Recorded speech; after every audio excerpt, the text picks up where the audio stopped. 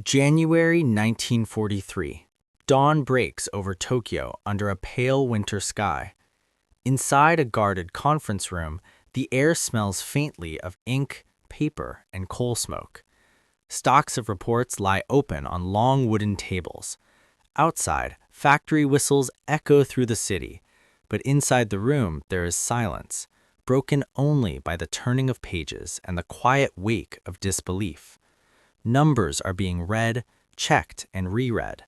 Aircraft counts, monthly outputs, replacement rates.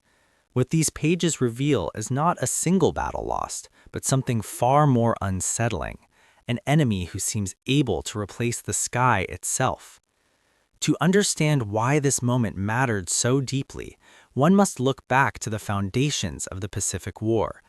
Before 1941, Japanese military doctrine rested on the belief that spirit, training, and decisive early blows could overcome an enemy with greater material resources.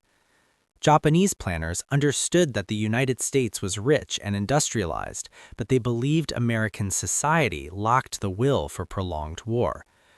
The strategy was simple and dangerous: strike hard, cripple American forces in the Pacific, and force a negotiated peace before industrial might could fully awaken.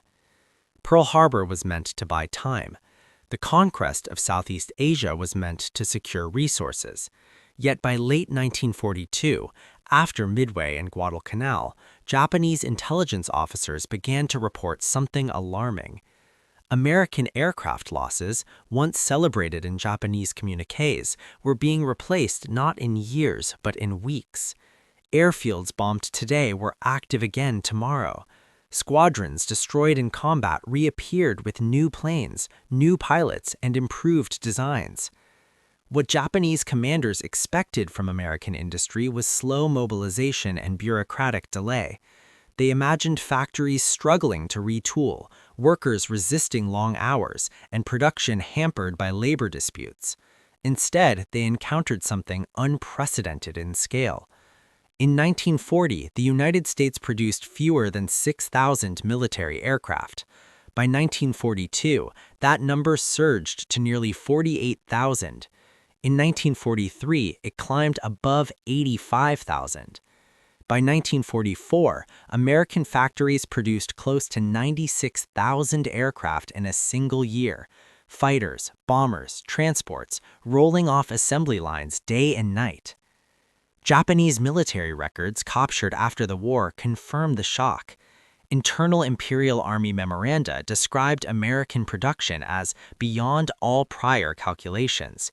Naval intelligence summaries noted that U.S. aircraft losses in the Solomon Islands were strategically meaningless because replacements arrived faster than Japanese pilots could be trained.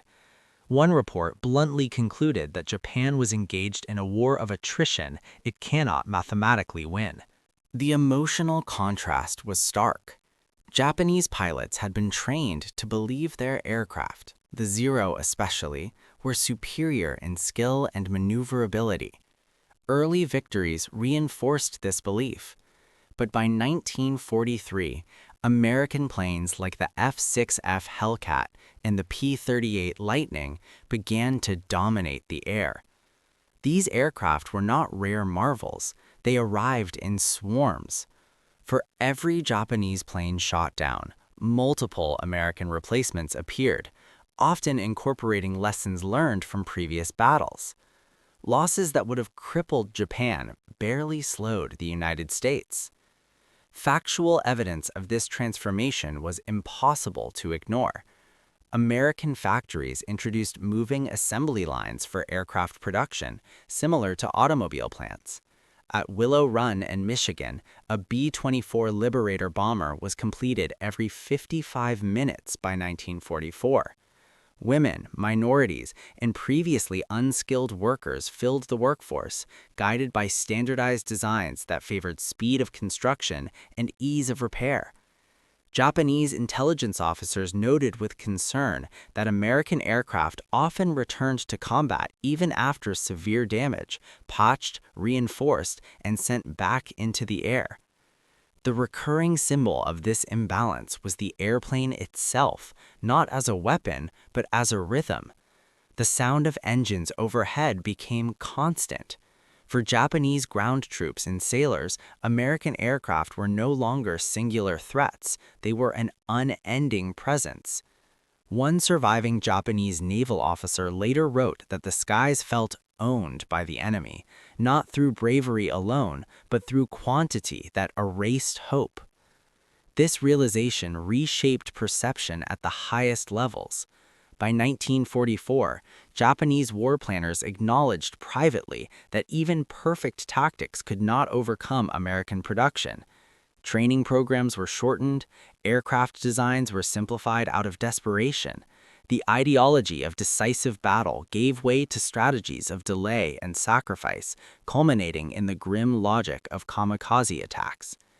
These were not born from fanaticism alone, but from the cold understanding that Japan could not replace pilots or planes at anything resembling American speed. The transformation was psychological as much as material. The belief that moral superiority could defeat industrial abundance began to fracture. American aircraft production came to symbolize a broader system, a society capable of organizing freedom, labor, and technology toward a single purpose without collapsing inward. Japanese observers noted that American civilians appeared committed to war production not through coercion but participation. Bond drives, factory shifts, and community mobilization. In the end, the war in the Pacific was not decided solely by battles like Midway or Late Gulf, but by factory floors thousands of miles away. Each rivet hammered, each engine tested, each wing assembled represented a vote of confidence in a system that prized scale, adaptability, and continuity. The airplane became more than metal and fuel. It became an idea made visible in the sky. As the war drew to a close, captured Japanese documents reflected a somber clarity.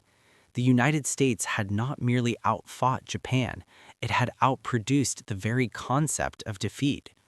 Where Japan relied on limited resources and irreplaceable elites, America relied on renewal. Loss did not mean the end, it meant the next shift began. The epilogue of this story is written not in ruins, but in reflection. The stunned realization of the Japanese high command was not simply about numbers on a page. It was about confronting a form of power rooted in abundance, organization, and collective effort. The relentless hum of American aircraft engines carried a deeper message across the Pacific, that freedom, when industrialized without fear, could fill the skies faster than any empire could empty them.